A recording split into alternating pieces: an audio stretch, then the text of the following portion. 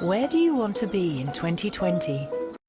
In 2016, the majority of the UK electorate voted to leave the European Union. The result has created uncertainty. The UK is expected to leave the EU on the 29th of March 2019.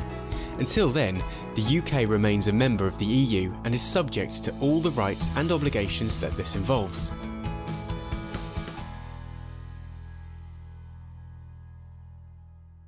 Apart from anything else, Britain remains a part of the European biosphere. It shares its seas, its atmosphere, its environment generally. So although we're exiting the European Union, we're not exiting Europe. So we've got to get that environmental aspect right. Most of all, I suspect, what we really want to do and what we're saying that is really important for government is that we don't backslide on our environmental standards, that when post-Brexit that we have an environment that's strong and that we have a department that can enforce that, and enforcement needs to be as strong as it is now, where we have at the moment the Commission or the European Court of Justice that can say to the British government, hang on a minute, you're not performing. You need to, because that's important for your citizens and for the rest of Europe. We need to make sure we have an enforcement mechanism there that's as strong as an independent as we have at the moment.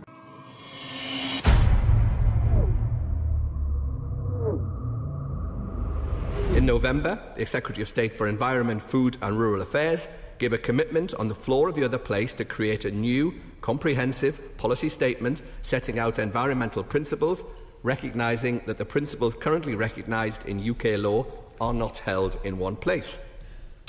At that time, the Secretary of State also announced our intention to consult on a new independent and statutory body to advise and challenge government and potentially other public bodies on environmental legislation, stepping in when needed to hold these bodies to account and being a champion for the environment.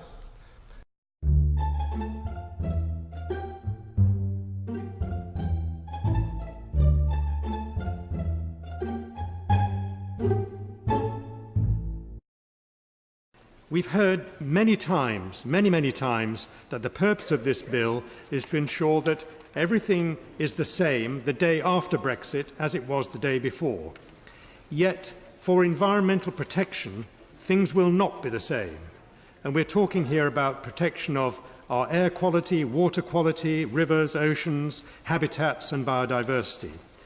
This is because, although the rules for protecting our environment will be translated into UK legislation, crucially, the environmental principles underpinning those rules will not, and furthermore, the current mechanisms for enforcing the rules will disappear and not be replaced. And you have said we will have better environmental protections after leaving the EU than we have now. Now, the government's consultation, my lords, does at first sight appear to address our concerns. It includes discussion of both the environmental principles, such as the precautionary principle and the polluter pays principle, and a new green watchdog to ensure that environmental standards are upheld, filling the governance gap that would otherwise be created by Brexit. In your article about it, you come quite close to suggesting there are some things the EU has done rather well. Yes, I think it's only fair to say that there are some things that have happened while we've been in the European Union that have been good. So if one looks at the EU's record on the environment, there are balancing items. So on the Common Agricultural Policy and the Common Fisheries Policy, I think they've got things wrong. But the European Commission and some of the directives which it's been responsible for enforcing have been good things.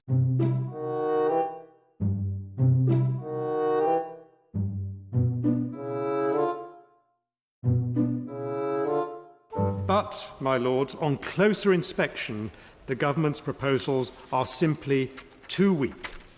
There is no commitment to enshrine the environmental principles to which I've referred in legislation, but instead the preferred option is to create a policy statement which would, to quote the consultation document, allow the government, and I quote, to balance environmental priorities alongside other national priorities and, again I quote, offer greater flexibility to ministers. You have announced a new body to oversee environmental protection Yes. after we leave the EU. The favoured option for the Green Watchdog's enforcement role is that it would be able to serve advisory notices to the government or other public bodies. To quote again from the consultation document, the government believes that advisory notices should be the main form of enforcement.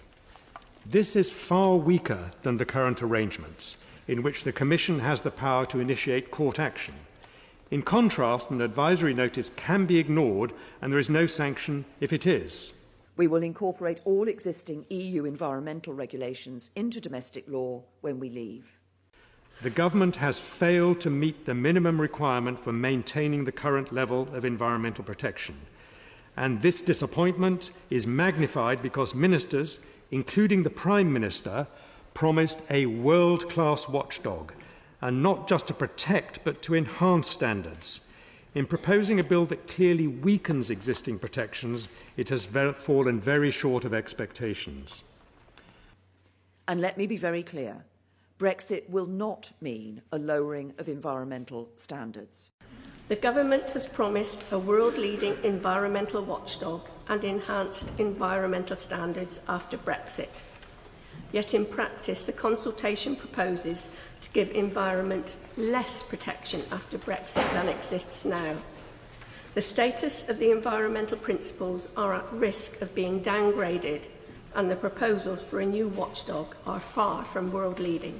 There's been a huge watering down of the status of the environmental principles to a policy statement which government would only have to have regard to, and that was on the basis of offering greater flexibility to ministers. Well, I'm not sure that greater flexibility to ministers ought to be the objective of all this. So that even though government promised that Brexit wouldn't weaken our environmental protections, the way in which the principles are being dealt with in the consultation simply won't deliver that. I've been clear, my colleague Liam Fox has been clear, we won't be lowering environmental or animal welfare standards. We were promised that we were going to pass all the protections that we have as members of the European Union, so that on the day after our leaving the European Union, we would be in the same position for those protections.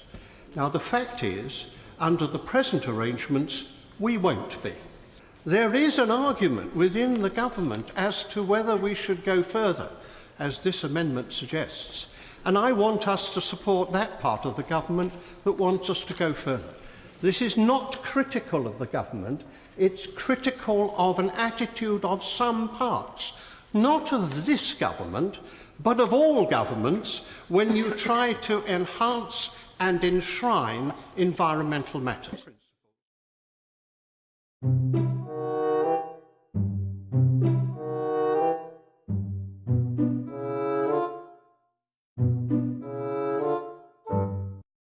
And the reason for this feeble environment watchdog is probably because of the divisions in the government. Michael Gove, the Environment Secretary, has won some plaudits from the Green lobby for his determination to save the bumblebee. We have a wonderfully ambitious Environment Secretary on the one hand, whom one can almost imagine frolicking in a field of wheat. I'm tempted to call you Swampy, Gove. It's an extraordinary change for you. How do you feel being kind of fated by the left Green lobby? And on the other hand, an international trade secretary who dreams of GMO-fed beef and chlorinated chickens from factory farms in America.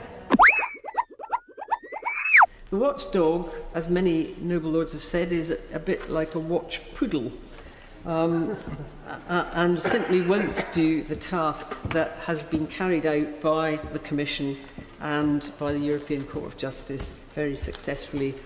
So let us realise that we want a world-class watchdog. Those are the words, not of me, not of rebels, not of those who don't like Brexit. Those are the words of the Prime Minister and the words of this government. A real environmental watchdog couldn't be anything but inconvenient to a government. We want it to be inconvenient to a government. We want it to actually hold it to account. We want it to stop them doing bad things. And we want them to actually uphold all the principles of clean food, clean air, clean seas that we currently have. We're running entirely with public opinion on this.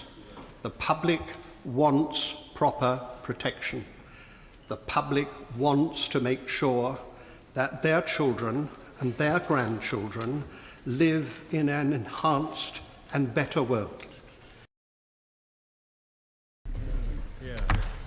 My Lords, it is frankly disappointing that this amendment has been tabled today. We have debated the important topic of environmental protections on numerous occasions in your Lordship's House, and the Government has taken clear action in response to many of the points raised. I'd also like to thank the Noble Lord the Minister for his response, although I find it as disappointing as he found my amendment. In fact, I was reminded of the words of Francis Cornforth, written over 100 years ago, in his chapter on argument, in which he said, "There are many reasons for not doing something, but there's only one reason for doing it, and that reason is that it's the right thing to do."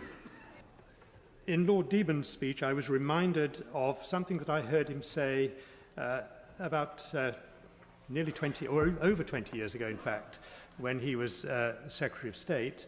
He defined sustainability as not cheating on our grandchildren. Now, one of the advantages that many of your noble lords members of your Lordship's House will share with me is that as you get older, you have grandchildren, and I'm fortunate to have 3 wonderful grandchildren. But with that pleasure comes a responsibility to care about their future. And this amendment is about caring for the future of our grandchildren. And it's not just about birds, bees, butterflies, wildflowers, because the health of our grandchildren is intimately related to the health of the environment that we leave for them to live in. This is about a healthy environment for the future and about the health of future generations.